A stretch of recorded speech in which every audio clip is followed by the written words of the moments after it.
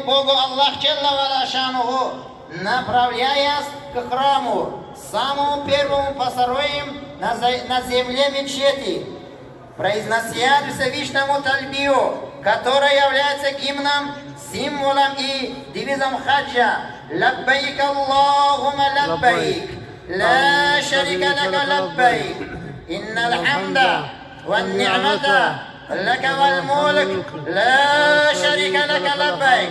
Вот я перед тобой, Аллах, вот я перед тобой, нету тебя, сотоварища.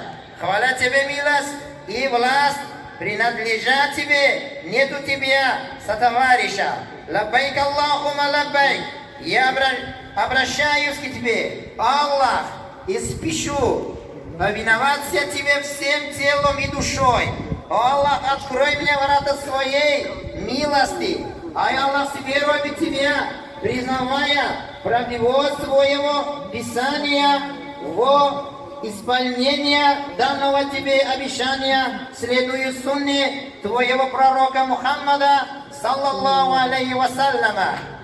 И давайте, уважаемые мои братья и сестры, мы тоже так, и паломники, украсим нашими уста, сердце и души этими молитвами, и повторим эту благословенную тальбию. Лаббайк Аллахумма лаббайк, ла шарика лака лаббайк, иннал хамда вал ни'мата вал мулк, ла шарика лака лаббайк.